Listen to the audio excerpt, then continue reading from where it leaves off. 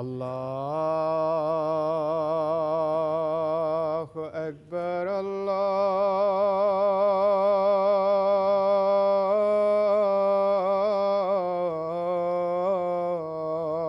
الله أكبر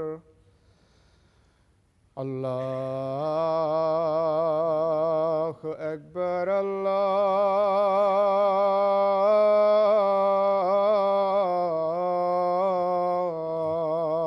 الله أكبر أشهد أن لا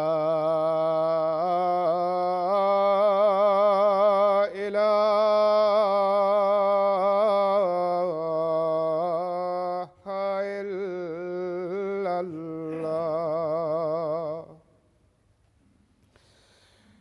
أشهد أن لا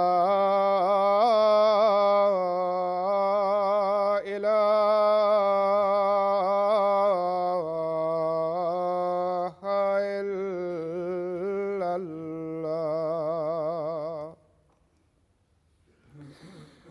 أشهد أن محمدًا رسول الله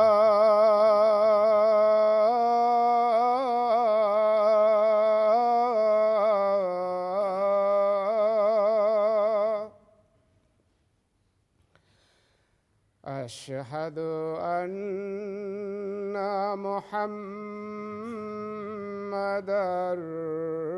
رسول الله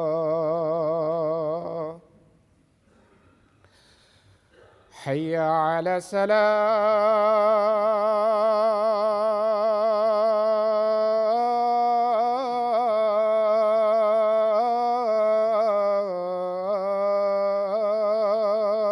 الصلاة حي على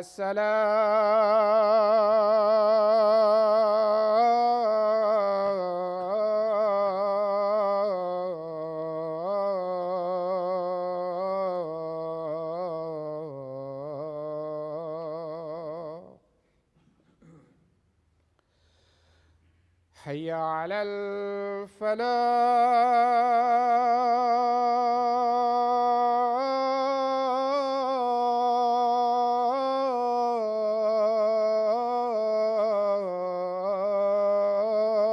الفلاح حي على الفلاح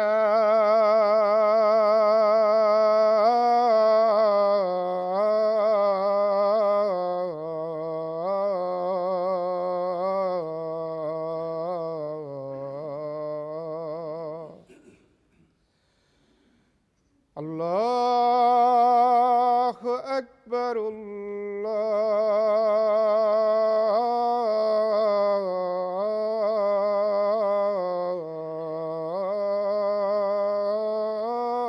الله أكبر لا إله إلا الله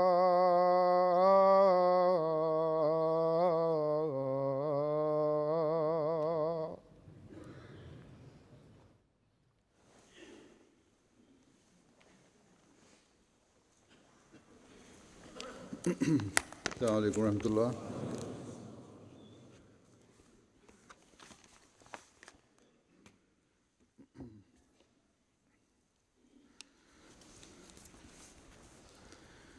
أشهد أن لا إله إلا الله وحده لا شريك له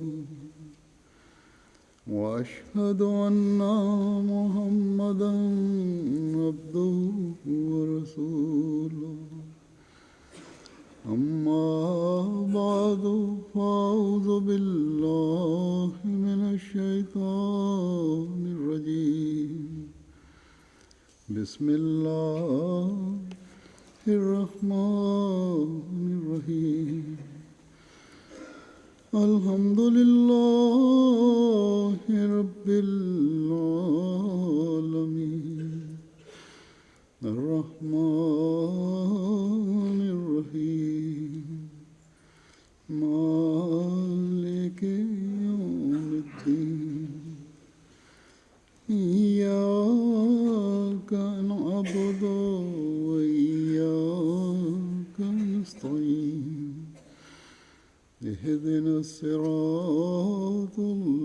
مستقيم صراط الذين أنعمت عليهم غير المغضوب عليهم ولا الضالين.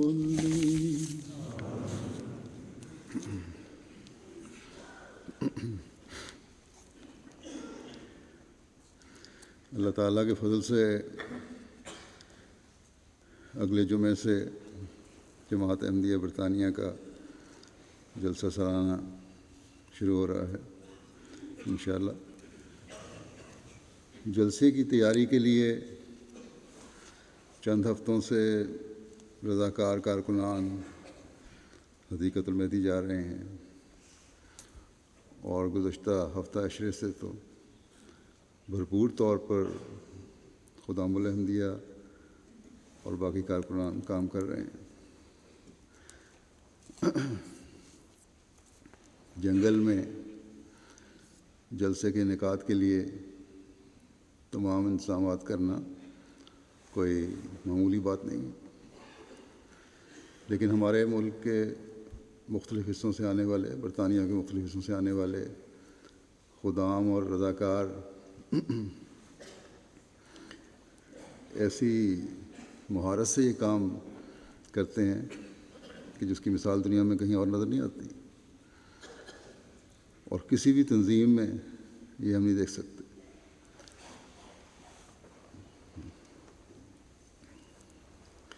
بس یہ بھی اللہ تعالیٰ کے فضل سے وہ جذبہ ہے جو حضرت مسیح موعود علیہ السلام کی بیعت میں آنے کے بعد اللہ تعالیٰ نے نوجوانوں اور کام کرنے والوں میں پیدا کیا ہے. بارش ہو یا دھوپ ہو، یہ نوجوان ان باتوں سے بے پرواہ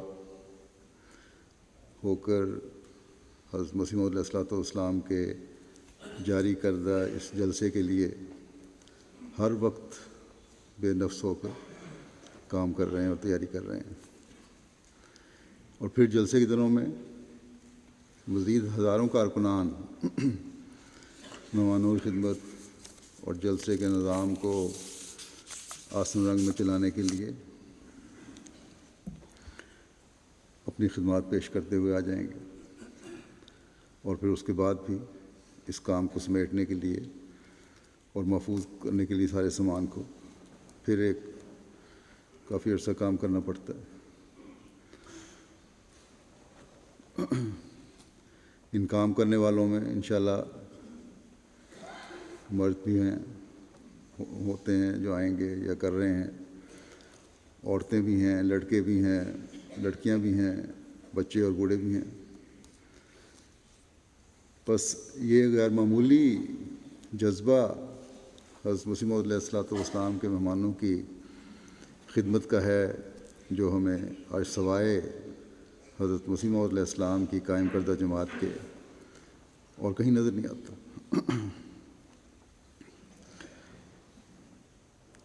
ان مغربی ممالک میں جہاں دنیا کمانا اور دنیاوی باتوں میں پڑھنا ہر ایک کی عموماً اللہ ماشاء اللہ اولین ترجیح ہے، وہاں احمدی نوجوان عاجزی سے رضاکارانہ خدمت کر رہے ہوتے ہیں. بس ہمارا فرض ہے کہ ہم مسلسل ان کارکنان کے لیے دعائیں کرتے رہیں کہ اللہ تعالیٰ ان کو جہاں آسن رنگ میں خدمت کی توفیق دیتا رہے، وہاں ان کو ہمیشہ ہر شر اور پریشانی اور تکلیف سے محفوظ رکھے. اب میں حسب روایت اور ضروری بھی ہے یہ مہمان نوازی کے حوالے سے کچھ باتیں کہوں گا کارکنان کے لیے. اس میں کوئی شک نہیں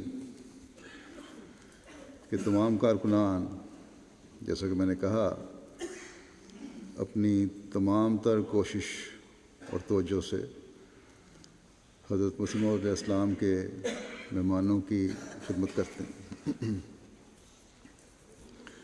لیکن بعض نئے شامل ہونے والے اور وہ بچے جو پہلی دفعہ اپنی خدمات پیش کر رہے ہیں،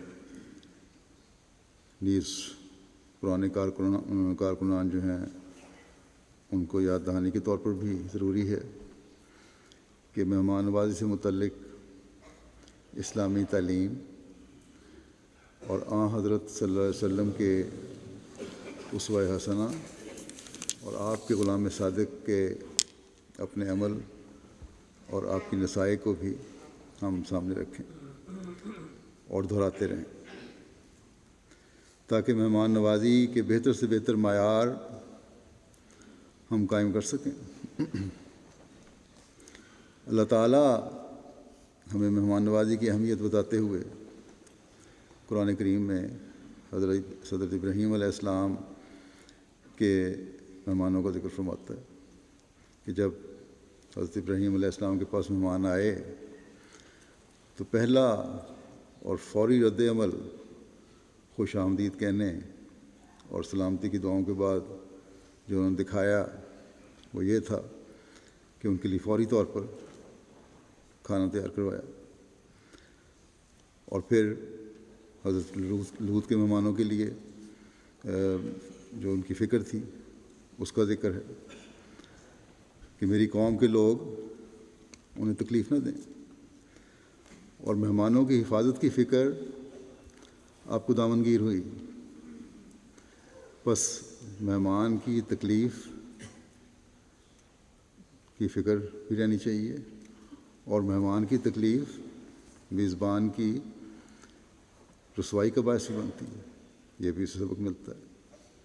بس یہ بات یاد رکھنی چاہیے کہ مہمان کی تکلیف کوئی ایسی معمولی چیز نہیں جس کو صرف نظر کیا جائے، جس سے بلکہ کسی بھی رنگ میں مہمان کو کوئی تکلیف پہنچے تو یہ میزبان کے لیے شرمندگی اور رسوائی کا باعث ہے۔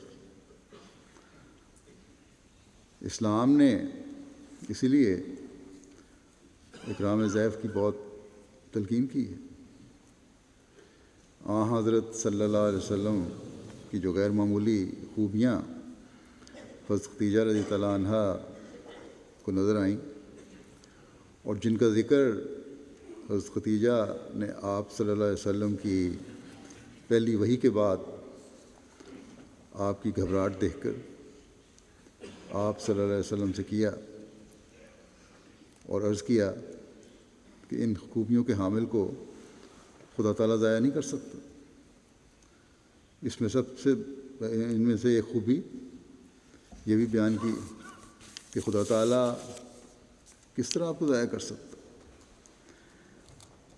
آپ میں تو مہمان نوازی کا وصف بھی انتہا کو پہنچا ہوا ہے، اور پھر آپ صلی اللہ علیہ وسلم کی زندگی میں 1 2 5 10 نہیں، سینکڑوں بلکہ اس سے بھی زیادہ مثالیں ہیں، ایسے واقعات ہیں جو آپ کے اکرام ضیف اور مہمان نوازی کے اعلیٰ ترین معیاروں کو چھو رہے ہیں۔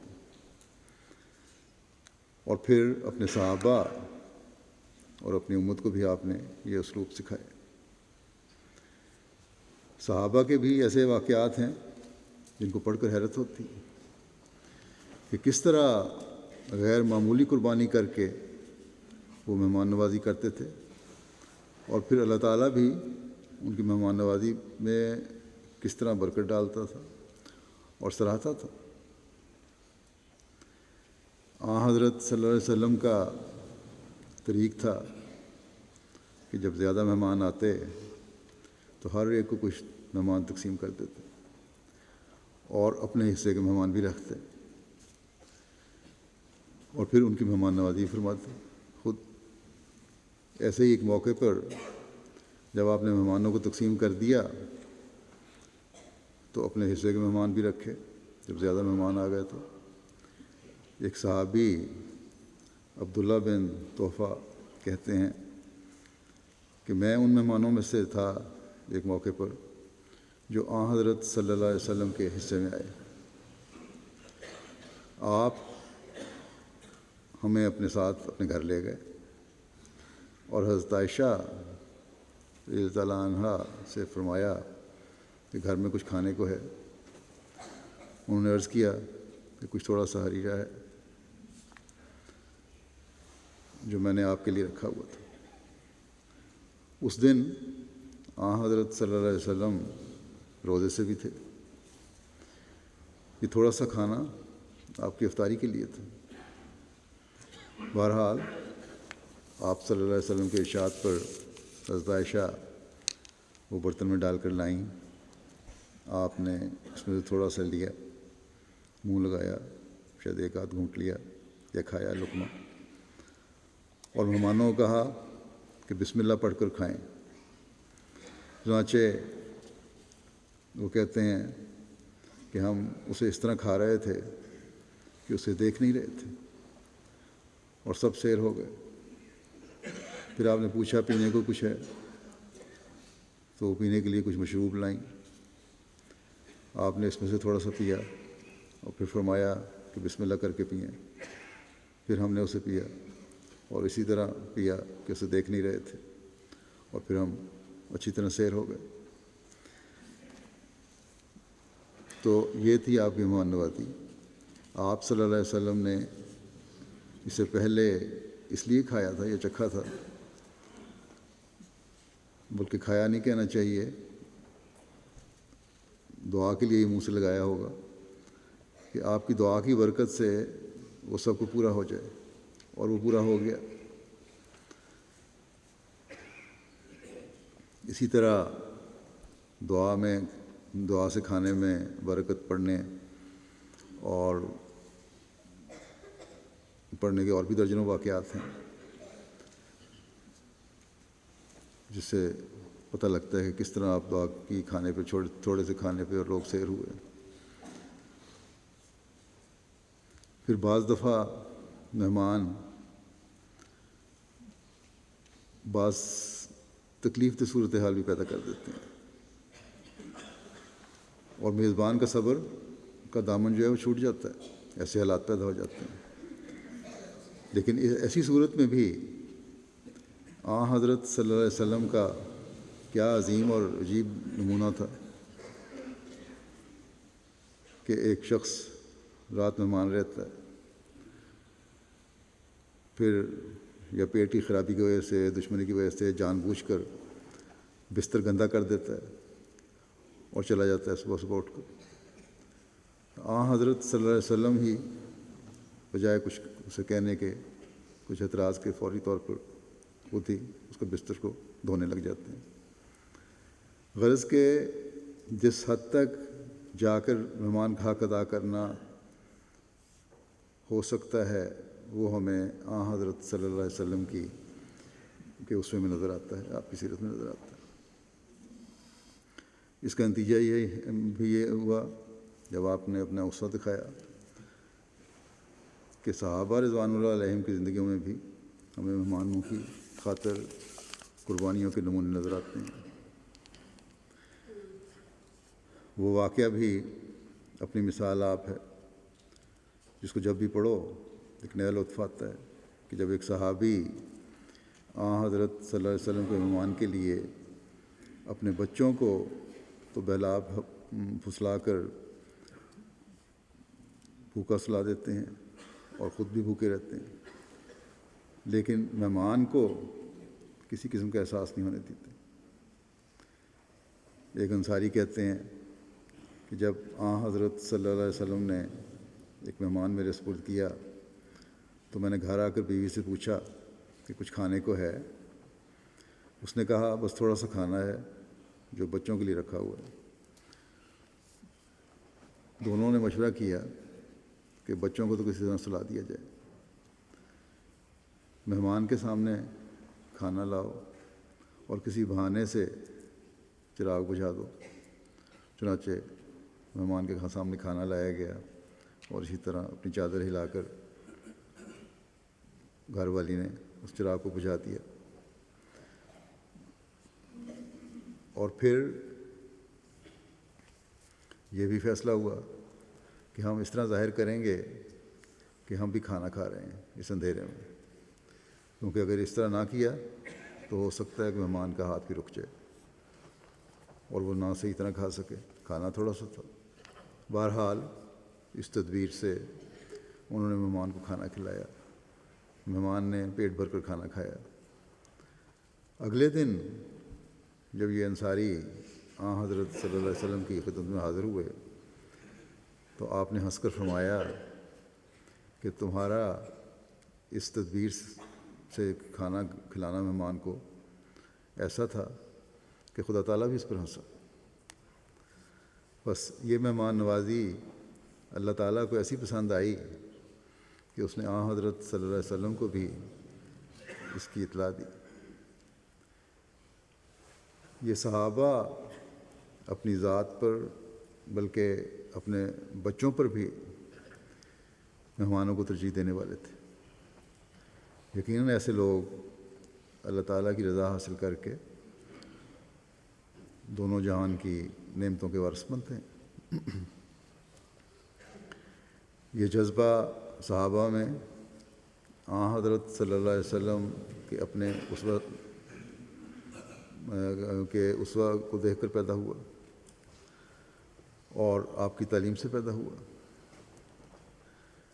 ایک روایت میں آتا ہے کہ حضرت صلی اللہ علیہ وسلم نے فرمایا کہ جو شخص اللہ تعالیٰ اور یوم آخرت پر ایمان رکھتا ہے وہ اچھی بات کہے یا خاموش رہے، اور جو شخص اللہ تعالیٰ اور یوم آخرت پر ایمان رکھتا ہے وہ اپنے پڑوسی کی عزت کرے، اور جو شخص اللہ تعالیٰ اور یوم آخرت پر ایمان رکھتا ہے وہ اپنے مہمان کا احترام کرے۔ بس یہ معیار ہیں ایک مومن ہونے کے لیے۔ جب ایمان کامل ہونے کی طرف قدم بڑھیں گے تو خدا تعالیٰ کی رضا بھی شامل حال ہوگی، اور جب اللہ تعالیٰ کی رضا حاصل ہوتی ہے تبھی دونوں جہان کی نعمتوں سے انسان فیض یاب ہو سکتا ہے۔ حضرت صلی اللہ علیہ وسلم جب مہمان سپرد کرتے تھے تو پھر مہمانوں سے دریافت فرمایا کرتے تھے کہ کیسی مہمان نوازی ہوئی۔ ایک روایت میں آتا ہے کہ ایک دفعہ قبیلہ عبد القیس کے مہمانوں کا وفد حاضر ہوا تو آپ صلی اللہ علیہ وسلم نے انصار کو ان کی مہمان نوازی کا ارشاد فرمایا۔ چنانچہ انصار ان کو اپنے ساتھ لے گئے۔ صبح جب وہ لوگ حاضر ہوئے تو آپ صلی اللہ علیہ وسلم نے پوچھا کہ رات تمہارے میزبانوں نے تمہاری کیسی خدمت کی؟ انہوں نے عرض کیا یا رسول اللہ بڑے اچھے لوگ ہیں، انہوں نے ہمارے لیے نرم بستر بچھائے، ہمارے آرام کا خیال رکھا، ہمیں عمدہ کھانے کھلائے، اور پھر کتاب و سنت کی تعلیم بھی دیتے رہے۔ ان کی مجلسیں بھی لگیں تو اللہ تعالیٰ اور اس کے رسول صلی اللہ علیہ وسلم کے ذکر کی مجلسیں لگیں۔ بس یہ ہیں میزبانوں کے فرائض۔ جن کے گھروں میں مہمان آ رہے ہیں انہیں بھی چاہیے کہ رات کو فضول باتوں میں وقت گزارنے کے بجائے زیادہ سے زیادہ وقت ان دنوں میں اللہ تعالیٰ اور اس کے رسول کے ذکر میں گزارا جائے، نیکی کی باتیں کی جائیں اور نیکی کی باتیں سکھائی جائیں۔ بچے بھی ہوتے ہیں، نوجوان بھی ہوتے ہیں۔ ہمارے جلسوں پر علاوہ احمدیوں کے اب غیر از جماعت مہمان بھی کافی تعداد میں آتے ہیں۔ مختلف جگہوں پر وہ ٹھہرتے ہیں اور ہر جگہ مہمان نوازی کی ٹیم ہے۔ ان ٹیم ممبران کو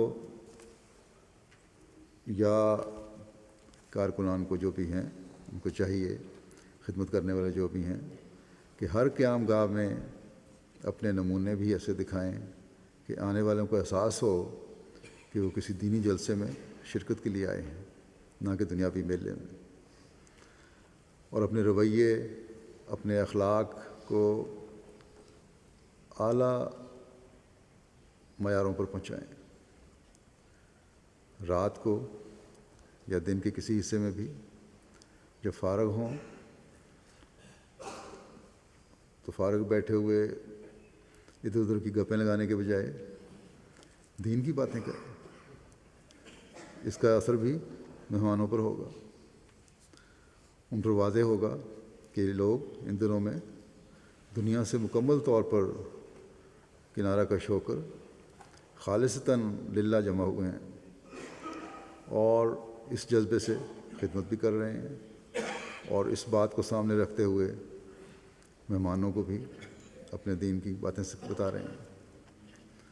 بس کارکنان کی طرف سے یہ تبلیغ بھی ہوتی ہے اور تربیت بھی ہو رہی ہوتی ہے بچوں اور نوجوانوں کی. ہم نے ابھی اللہ تعالیٰ کے فضل سے بڑی دور کا سفر طے کرنا ہے جماعت احمدیہ میں. صحابہ رضوان اللہ علیہم نے اس بات کو سمجھا تو جہاں انہوں نے مہمان نوازی کا حق آئے ہوئے وفد کو، جس کی مثال میں نے دی ہے، بہترین رہائش مہیا کر کے، اس کا بندوبست کر کے، انہیں بہترین کھانا کھلا کر مہیا کیا، وہاں ان کی روحانی، دینی اور علمی ضرورت کا حق ادا کرنے کی بھی کوشش کی، تاکہ جب وہ اپنے گھروں میں جائیں تو بہترین رنگ میں اپنوں کی تربیت بھی کر سکیں اور آسن رنگ میں اسلام کا پیغام بھی اپنے علاقے کے لوگوں کو پہنچا سکیں.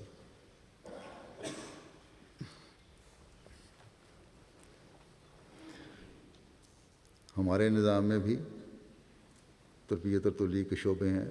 جلسے کے دنوں میں اس کی ٹیمیں بھی بنتی ہیں، اجلاسات بھی رات کو ہوتے ہیں، بعض مختلف قوموں کے ساتھ، طبقوں کے ساتھ. بس یہ روحانی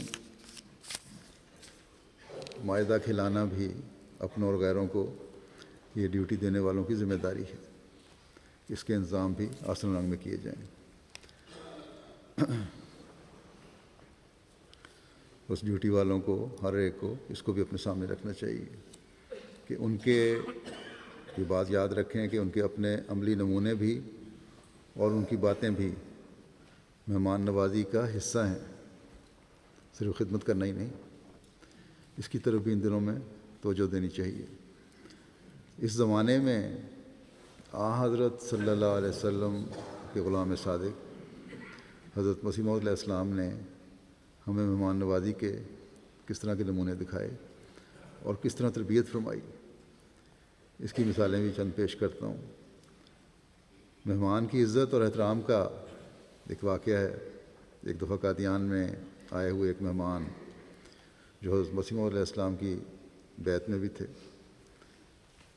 ایک مریدی کا رشتہ بھی تھا، اور اس مریدی کے جذبے کے تحت حضرت مسیح موعود علیہ السلام کے پاؤں دبانے لگ گئے.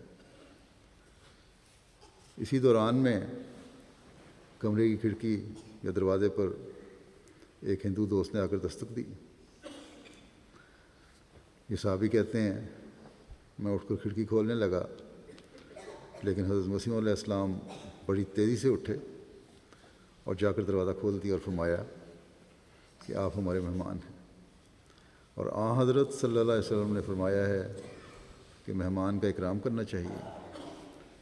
اب دیکھیں یہاں دو صورتیں ہیں، ایک مرید کی جس کے تحت اس کی خواہش پر دبانے کی اجازت دے دی، اور دوسری مہمان کی. تو مہمان کے حق کی ادائیگی کے لیے فوراً اپنے آقا و مطاع کے ارشاد کو سامنے رکھتے ہوئے اپنے آئے ہوئے مہمان کی بھی عزت کی اور آنے والے کا بھی احترام کرتے ہوئے خود اس کے لیے دروازہ کھولا. ایک واقعہ حضرت مرزا بشیر احمد صاحب بیان فرماتے ہیں کہ ایک بہت شریف اور غریب مزاج احمدی سیٹھی غلام نبی صاحب جو پنڈی میں دکان کیا کرتے تھے، انہوں نے، حضرت میاں صاحب کہتے ہیں، مجھے بتایا کہ ایک دفعہ میں حضرت مسیح موعود علیہ السلام کی ملاقات کے لیے قادیان آیا. سردی کا موسم تھا اور کچھ بارش بھی ہو رہی تھی. میں شام کے وقت قادیان پہنچا۔ رات کو جب میں کھانا کھا کر لیٹ گیا اور کافی رات گزر گئی تو کسی نے میرے کمرے کے دروازے پر دستک دی۔ میں نے اٹھ کر دروازہ کھولا تو حضرت مسیح موعود علیہ السلام کو سامنے کھڑے دیکھا، جن ایک ہاتھ میں آپ کے گرم دودھ کا گلاس تھا اور دوسرے ہاتھ میں لالٹین تھی۔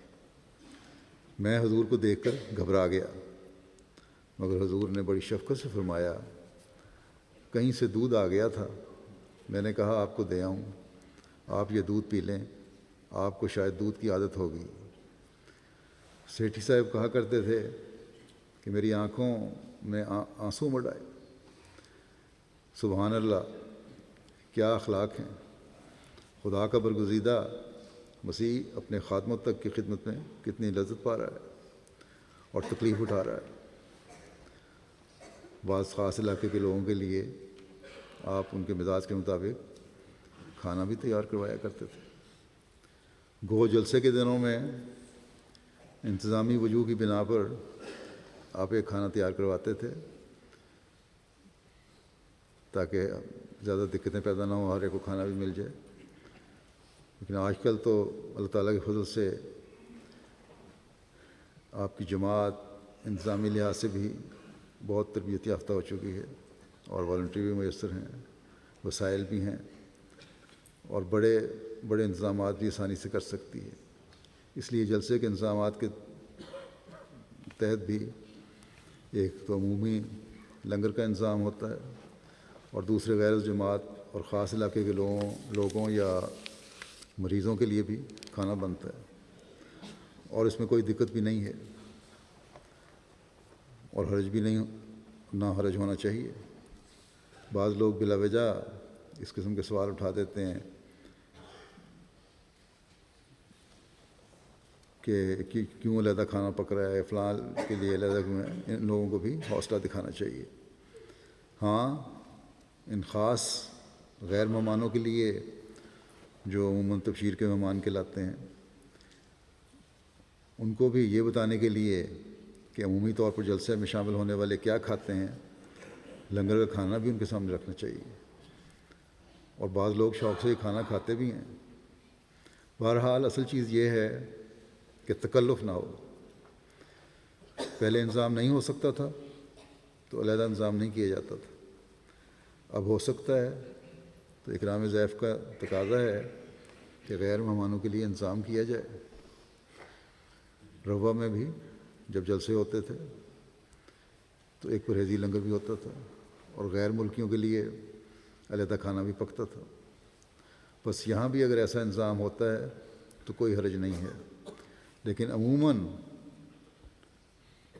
احمدیوں کو عمومی انتظام کے تحت جو کچھ پکا ہو اسے ہی کھانا چاہیے، اور اسی طرح عہدیداروں کو بھی عام لنگر کا کھانا کھانا چاہیے، جو بھی کارکن ہیں، ڈیوٹی والے ہیں، عہدیدار ہیں، سوائے اس کے کہ کسی کو کوئی خاص تکلیف ہو یا کسی وقت وہ کسی خاص مہمان کے ساتھ ڈیوٹی پر ہو تو اس وقت ان کے ساتھ کھانا کھا لیا۔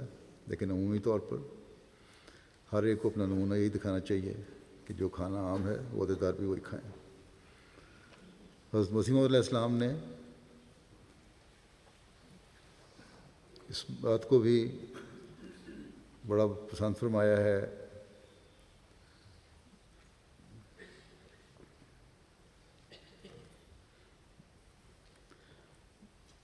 اور انتظامیہ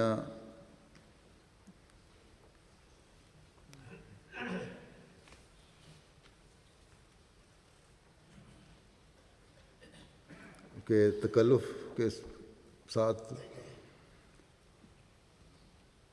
کا اظہار بالکل نہیں ہونا چاہیے، یہ آپ نے پسند فرمایا۔ اور یہ بھی پسند فرمایا آپ نے کہ بغیر تکلف کے خاص مہمانوں کو اگر غیر معمولی طور پر ٹریٹ کرنا پڑے تو کیا جانا چاہیے۔ پھر ایک دفعہ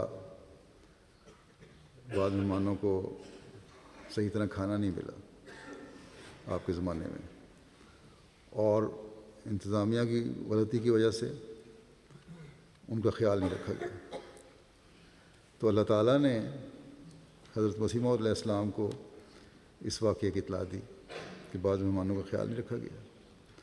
چنانچہ آپ نے فرمایا کہ رات مجھے اللہ تعالیٰ نے خبر دی ہے کہ لنگر خانے میں رات کو ریا کیا گیا ہے، دکھاوا کیا گیا ہے، اس بنا پر یا صحیح طرح خیال نہیں رکھا گیا، بعضوں کو دے دیا کھانا جو اپنے تھے، بعضوں کو نہیں دیا گیا، خدمت نہیں صحیح طرح کی گئی، اس بنا پر آپ نے لنگر خانے میں کام کرنے والوں کو 6 ماہ کے لیے نکالنے کا بھی ارشاد فرمایا، سزا بھی دی۔ باوجود آپ کی طبیعت کی نرمی کے آپ کو مہمان نوازی میں ریا اور کمی برداشت نہیں ہوئی اور آپ نے ان کام کرنے والوں کو سزا دی، اور پھر لنگر خانے میں کھانے کا انتظام اپنے سامنے کروایا۔ بس شعبہ مہمان نوازی کو بہت زیادہ محتاط ہونے کی ضرورت ہے، کہیں بھی کسی کو بھی کسی بھی رنگ میں تکلیف نہ ہو۔ شعبہ مہمان نوازی جلسے کے انتظامات کا ایک بہت اہم شعبہ ہے۔ اس شعبے کے صحیح رنگ میں اور وقت پر کام باقی پروگراموں کو بھی صحیح رنگ میں چلاتے ہیں۔ مہمان نوازی صرف کھانا کھلانا یا لنگر کا انتظام کرنا ہی نہیں ہے، اس میں لنگر کا انتظام بھی ہے، کھانا کھلانے کا انتظام بھی ہے، سٹوریج اور سپلائی کا انتظام بھی ہے۔ اگر سپلائی وغیرہ میں ذرا سا بھی فرق پڑ جائے تو کھانا پکانے کا انتظام بھی درہم برہم ہو جاتا ہے، کھانا وقت پر نہیں کھلایا جا سکتا، اور پھر اس وجہ سے جلسے کے پروگرام بھی بعض دفعہ وقت پر شروع نہیں ہوتے۔ پھر مہمان نوازی میں رہائش کا انتظام بھی ہے، بستر مہیا کرنا بھی ذمہ داری ہے جو جماعتی قیام گاؤں میں ٹھہرے ہوئے ہیں کہ صحیح طرح مہیا کیا جائے۔ پھر صفائی کا انتظام بھی ہے، اس میں عمومی صفائی بھی ہے اور غسل خانوں کی صفائی بھی ہے۔ پھر پارکنگ کے لیے آسانیاں پیدا کرنے کا انتظام بھی ہے، یہ بھی مہمان نوازی میں آتا ہے۔ پارکنگ میں اگر مشکل ہو اور افراتفری ہو تو جہاں مہمانوں کو دقت اور تکلیف کا سامنا کرنا پڑتا ہے وہاں جلسے کے پروگرام بھی ڈسٹرب ہوتے ہیں۔ پھر بارشوں کی وجہ سے راستوں کی تکلیف دور کرنے کا انتظام ہے، یہ بھی مہمان نوازی ہے کہ ان راستوں کے لیے آسانیاں پیدا کی جائیں۔ پھر بوڑھوں معذوروں کے لیے بگیوں کا انتظام ہے۔ پھر جو دور پارکنگ کی جگہ لی گئی ہیں 10 15 20 منٹ کی ڈرائیو پر، وہاں سے جلسہ گاہ تک لانے کے لیے شٹل سروس کا انتظام ہے، یہ بھی مہمان نوازی ہے، اس کا بھی صحیح انتظام ہونا چاہیے۔ غرض کے بہت سے انتظامات ہیں جو مہمان نوازی کے تحت ہی ہیں، اور اگر مہمان نوازی کے انتظامات ٹھیک ہوں تو باقی تو معمولی انتظامات ہیں، خود بخود ٹھیک ہو جاتے ہیں۔ مہمانوں کی طبی امداد مہیا کرنا، یہ بھی مہمان نوازی ہے۔ بس 80% میں سمجھتا ہوں، بلکہ اس سے بھی زیادہ جلسے کا کام تو براہ راست مہمان نوازی میں آ جاتے ہیں۔ بس ہر کارکن کو یاد رکھنا چاہیے کہ صرف شعبہ مہمان نوازی کا کام انہی کا نہیں جن کے مہمان نوازی کے بیج لگے ہوئے ہیں، بلکہ تقریباً ہر شعبہ ہی مہمان نوازی کا شعبہ ہے، اور مہمان کے لیے سہولت مہیا کرنا اور اس کی عزت اور احترام کرنا اور اسے ہر تکلیف سے بچانا ہر کارکن کا فرض ہے۔ اللہ تعالیٰ تمام کارکنان کو آسن رنگ میں یہ ذمہ داری ادا کرنے کی توفیق عطا فرمائے، اور جلسہ بھی اللہ تعالیٰ کے فضل سے ہر لحاظ سے برکت ہو۔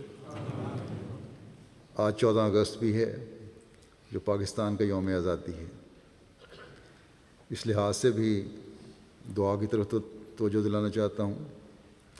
اللہ تعالیٰ پاکستان کو حقیقی آزادی نصیب کرے اور خود غرض لیڈروں اور مفاد پرست مذہبی رہنماؤں کے عملوں سے ملک کو محفوظ رکھے۔ اللہ تعالیٰ عوام الناس کو عقل اور سمجھ اور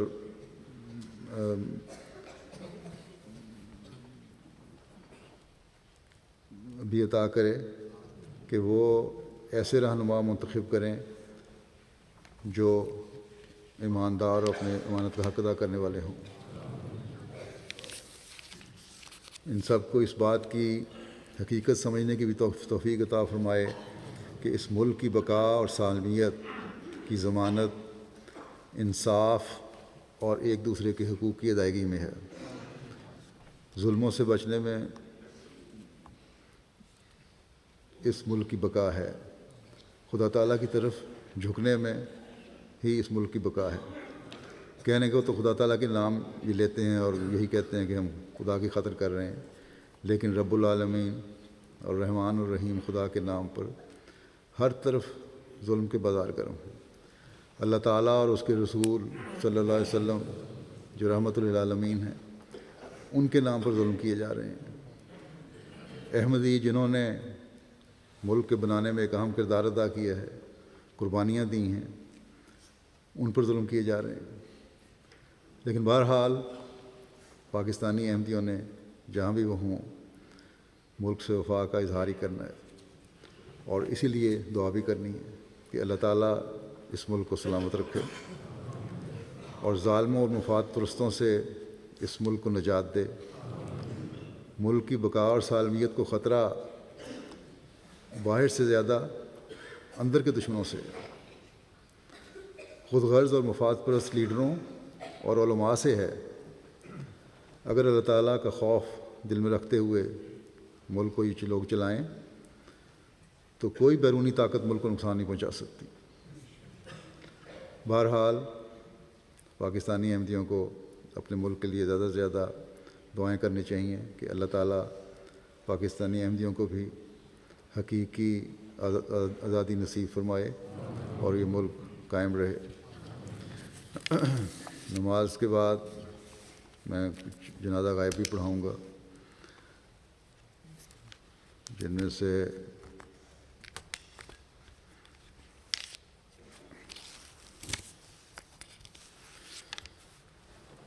ایک جنازہ ہے مکرم کمال آفتاب صاحب ابن مکرم رفیق آفتاب صاحب ہرزفیلڈ یو کے کا، جو 7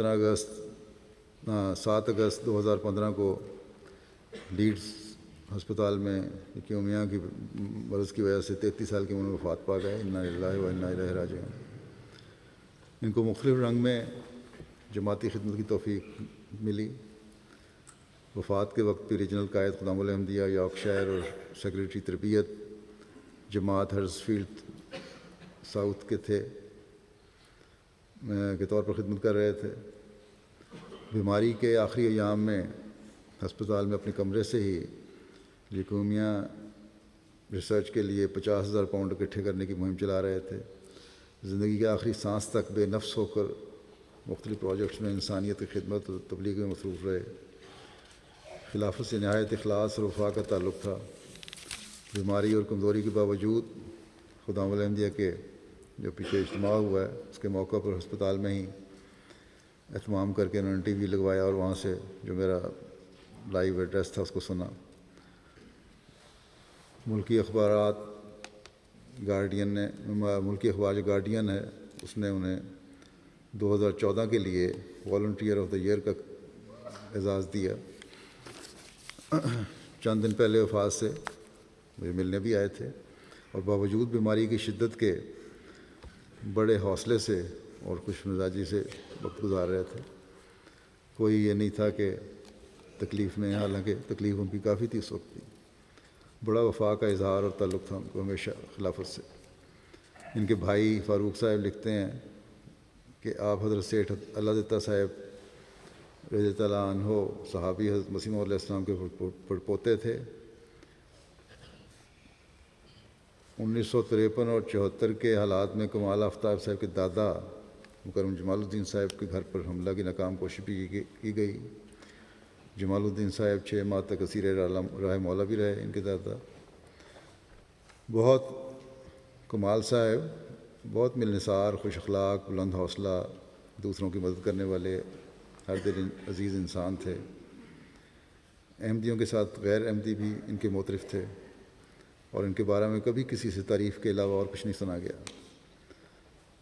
بڑوں اور چھوٹوں سب میں یکساں مقبول تھے، سب سے دوستی کا تعلق تھا، والدین کی خدمت کرنے والے، بہن بھائیوں کا خیال رکھنے والے، نمازوں کا باقاعدہ التظام کرنے والے، خدمت خلق کے کاموں میں پیش ہیومینٹی فرسٹ کے پروگرام، گفٹ آف سائٹ کے پروجیکٹ لیڈر تھے، ایسٹ افریقہ میں آنکھوں کلینک بنانے کے منصوبے پر کام کرتے رہے، بڑے فعال داعی اللہ تھے، تبلیغ کا کوئی موقع ہاتھ سے جانے نہ دیتے تھے۔ ہسپتال میں اپنے علاج کے دوران بھی ڈاکٹروں اور دیکھ بھال کرنے والوں کا جماعت سے تعارف کروایا، بلکہ مجھے خود انہوں نے بتایا تھا کہ میں نے اپنے وہاں ٹی وی لگا لیا ہے، MTA کو لگایا ہوا ہے اور پروگرام دکھاتا ہوں، اور ان پروگراموں کے حوالے سے پھر تبلیغ کے راستے بھی کھلتے ہیں۔ مجلس انصار سلطان القلم کے متحرک ممبر تھے، ٹی وی، ریڈیو اور اخباروں کو 100 سے زائد انٹرویوز کے ذریعے لاکھوں لوگوں تک اسلام کا پیغام پہنچایا۔ ایک بھائی ان کے یوسف صاحب ہیں، وہ بھی کہتے ہیں کہ جماعت سے کمزور تعلق رکھنے والے خدام و اطفال کو ہمیشہ ذاتی کوششوں اور تعلق کے ذریعے جماعت کے قریب کرنے کی کوشش کرتے اور ان کے دلوں میں خلافت کے لیے محبت پیدا کرتے۔ بسا اوقات خدام کو لے کر لندن آتے، مسجد فضل میں نماز پڑھیں تاکہ اور خلیفہ وقت کے ساتھ تعلق پیدا ہو۔ خدام کو عمومی طور پر اور عاملہ ممبران کو خصوصاً نمازوں کی طرف نہ صرف توجہ دلاتے بلکہ اس کے لیے عملی اقدامات بھی کرتے، بلکہ نماز فجر کے لیے بعض خدام کو گھروں سے لے کر آتے۔ بیماری کے متعلق ڈاکٹر حفیظ صاحب کہتے ہیں کہ انہوں نے آفتاب صاحب نے کمال آفتاب نے مجھے بتایا جب ان کو پتہ لگا بیماری کا کہ جو خدا کو منظور ہے ٹھیک ہے، مجھے کوئی پریشانی نہیں۔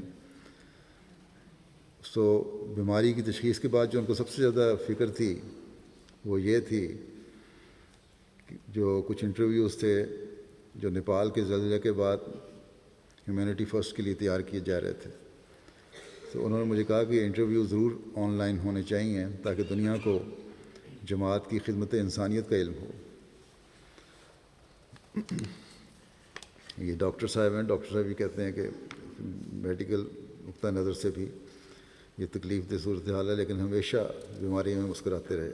ہسپتال میں بھی قیام کے دوران مجھے کہا کہ ہمیں تبلیغ کا کوئی موقع ہاتھ سے جانے نہیں دینا چاہیے، کیونکہ حضرت مسیح موعود علیہ السلام نے اس خواہش کا اظہار فرمایا تھا کہ اگر آپ کو انگریزی زبان آتی تو آپ کس قدر تبلیغ اس زبان میں کرتے۔ ہمارے پریس کے انچارج ہیں عابد وحید، وہ کہتے ہیں کہ کمال صاحب نے دیگر جماعتی خدمات کے علاوہ ہمارے دفتر کے لیے بھی میڈیا میں بہت سے نئے رابطے پیدا کیے۔ بیماری کے باوجود ہسپتال سے فون اور ای میلز کے ذریعے صحافیوں کو جلسے میں شرکت پر آمادہ کر رہے تھے۔ مرکزی میڈیا ٹیم کے قیام کے بعد اکثر فون کر کے ہمارے ایک MD ہیں جو اس ٹیم کے ممبر ہیں آدم واکر، ان کی کوششوں کے متعلق دریافت کرتے، اور اگر کبھی دیکھتے کہ کمی ہو رہی ہے تو بڑے جذباتی ہو کر کہتے کہ ہمیں کام کی اہمیت کو سمجھنا چاہیے۔ یہ کہتے ہیں کہ جلسے کی ڈیوٹیوں کے دوران نیند پوری نہ ہونے کے باوجود جب بھی وہ دفتر میں آتے تو ہم سب لوگوں سے زیادہ تازہ دم نظر آ رہے ہوتے تھے، اور ان کی مثبت سوچ اور اس طبیعت کا سب پر اچھا اثر پڑتا۔ رابطے بنانے میں بے تکلف سے بلا جھجک بغیر کسی خوف کے رابطے کر لیتے تھے۔ پھر یہ کہتے ہیں کہ اپنی وفات سے بھی احمدیت کا پیغام میڈیا تک پہنچانے کا ذریعہ بنے۔ BBC، ITV اور بیلفاسٹ ٹیلی گراف وغیرہ نے ان کی وفات پر آرٹیکل شائع کیے۔ معروف شخصیات نے سوشل میڈیا پر کمال صاحب کو خراج تحسین پیش کیا، جماعت کے کاموں کو سراہا۔ مثلا ITV کے جرنلسٹ ہیتھر کلارک کہتی ہیں کہ بطور صحافی مجھے الفاظ کی کمی نہیں ہونی چاہیے، لیکن کمال صاحب کی وفات پر دلی افسوس ہے کہ اچھے لوگ دنیا سے اتنی جلدی رخصت ہو جاتے ہیں۔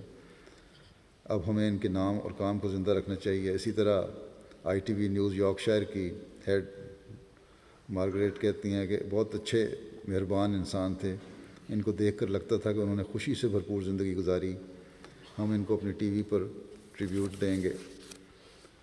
صدر جماعت ہڈرسفیلڈ ہیں، کہتے ہیں کہ انتہائی اطاعت گزار تھے، جماعت اور خلافت کے ساتھ جنون کی حد تک عشق تھا جس کو دیکھ کر آپ پر رشک آتا تھا۔ نمازوں میں اور خصوصاً فجر کے بےحد پابند تھے، خدمت خیر کا بےحد جذبہ تھا، شوق تھا، اور کبھی رپورٹ میں دیر بھی ہو جاتی اور میں پوچھتا تو معافی مانگتے فوری طور پہ۔ چیریٹی ورک کی بھی غیر جماعت ان کی بڑی تعریف کرتے ہیں۔ اور یہ تو سارے ہی لکھ رہے ہیں کہ تبلیغ کا بڑا شوق تھا اور جب بھی موقع ملتا تبلیغ کرتے. ہارٹلے پول سے محمد علی صاحب کہتے ہیں کہ گزشتہ سال دسمبر میں ہمیں وقفی عارضی پر آئرلینڈ جانے کی توفیق ملی. آپ ریجنل قائد تھے اور میں قائد مجلس تھا، لیکن آپ نے امیر قافلہ مجھے مقرر کر دیا اور پورے سفر کے دوران میں نے کبھی یہ محسوس نہیں کیا کہ کمال صاحب نے خاکسار کو عزت اور احترام اور اطاعت کرنے میں کوئی کمی دکھائی ہو. نماز تہجد کا خاص اہتمام کرتے اور جوش اور جذبے سے تبلیغ کرتے. ہمارے مبلغ ہیں ابراہیم نونو صاحب آئرلینڈ کے، ان سے پوچھتے کہ عیسائی مذہب سے تعلق رکھنے والوں کو کس طرح تبلیغ کرنی چاہیے. اور کہتے ہیں دوران سفر ایک خادم جو ہمارے ساتھ تھے انہیں حضرت مسیح موعود علیہ السلام کی کتب پڑھنے کی طرف توجہ دلائی اور بعد میں امتحان بھی لیا. اسی طرح باقی خدام الانبیاء کے جو کارکن خدمت کرنے والے ہیں وہ سب ان کی تعریف کر رہے ہیں. ایک سابق صدر ہیں ہڈرسفیلڈ کے، وہ یہ کہتے ہیں کہ میں ان کو بچپن سے جانتا تھا. دوسرے بچوں سے مختلف طبیعت تھی، نہ لڑتے جھگڑتے تھے اور نہ ہی شوخ مزاج تھے. بڑوں کا احترام بچپن سے ہی کرتے تھے. جماعتی خدمت کا جنون کی حد تک شوق تھا. یہ کہنا ہرگز مبالغہ نہ ہوگا کہ آپ حقیقی طور پر اپنے عہد کا پاس کرنے والے تھے.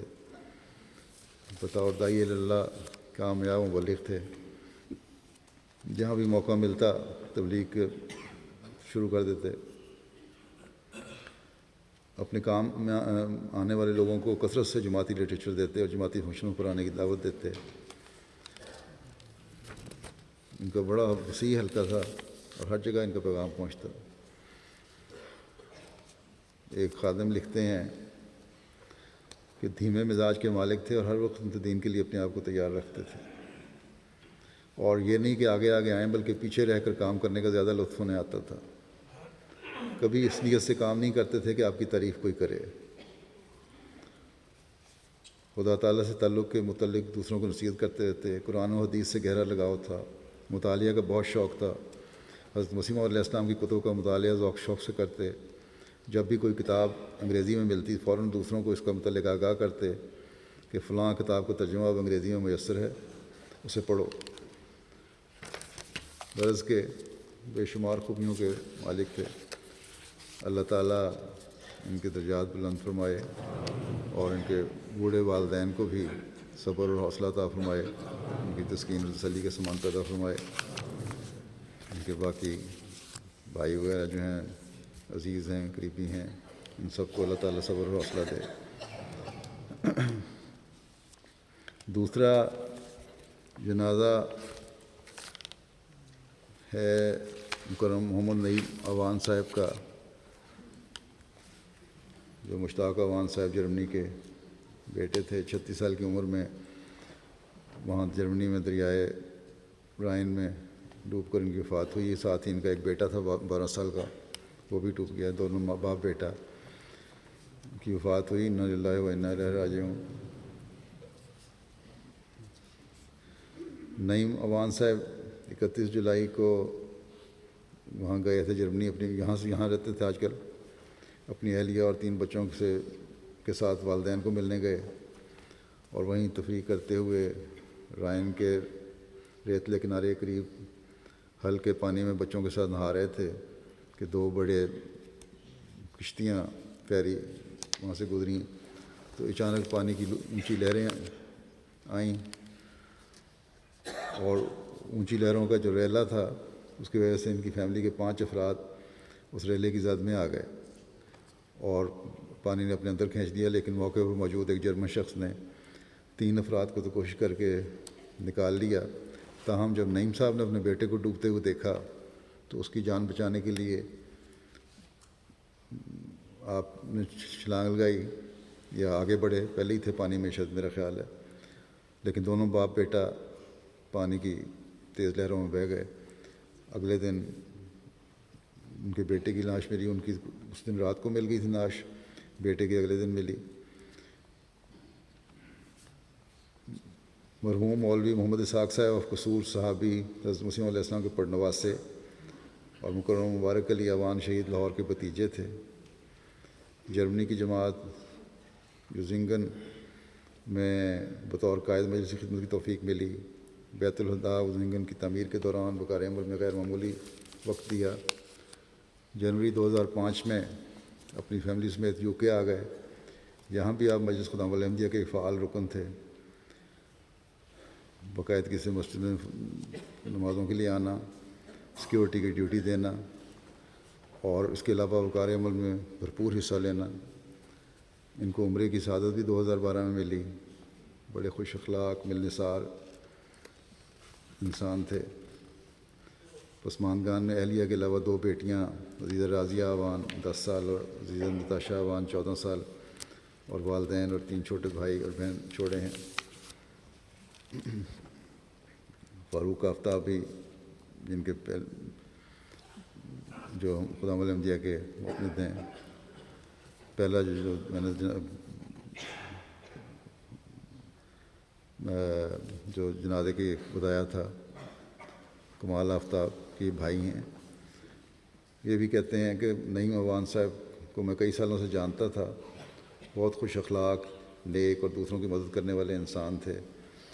کچھ عرصے پہلے تک انہیں کافی مسائل کا سامنا تھا، لیکن انہوں نے کسی سے اس کا ذکر نہیں کیا اور نہ کبھی کوئی مدد لی۔ ایک نمونہ تھے اس لحاظ سے بھی۔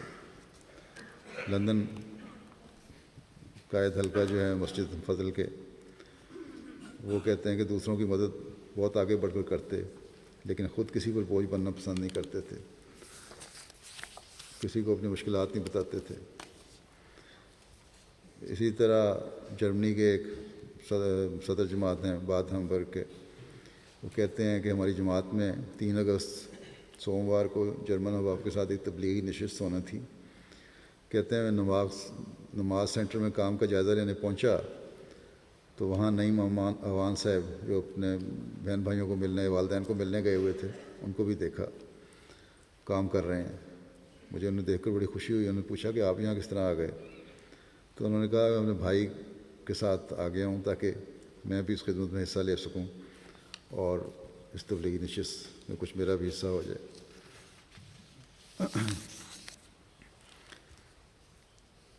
ہر جلسے میں UK میں خدمت دین بڑھ چڑھ کر حصہ لیتے تھے۔ ان کے دوست ایک لکھتے ہیں عاصم صاحب، جلسے سے تقریباً 1 ماہ قبل چھٹی لے کر پورا مہینہ روزانہ صبح سے لے کر شام تک حدیقۃ المہدی میں وقار عمل میں حصہ لیتے۔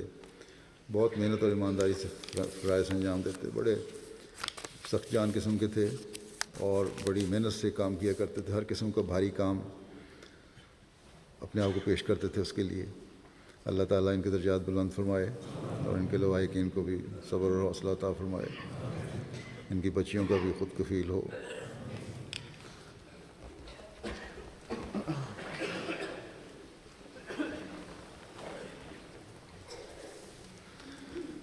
الحمد للہ نحمدہ ونستعینہ ونستغفرہ ونؤمن بہ ونتوکل علیہ ونعوذ باللہ من شرور انفسنا ومن سیئات اعمالنا من يهده الله فلا مضل له ومن يضلل فلا هادي له ونشهد أن لا إله إلا الله ونشهد أن محمدا عبده ورسوله عباد الله رحمكم الله إن الله يأمر بالعدل والإحسان وإيتاء ذي القربى وينهى عن الفحشاء والمنكر والبغي يعظكم لعلكم تذكرون اذكروا الله يذكركم وادعوه يستجب لكم ولذكر الله أكبر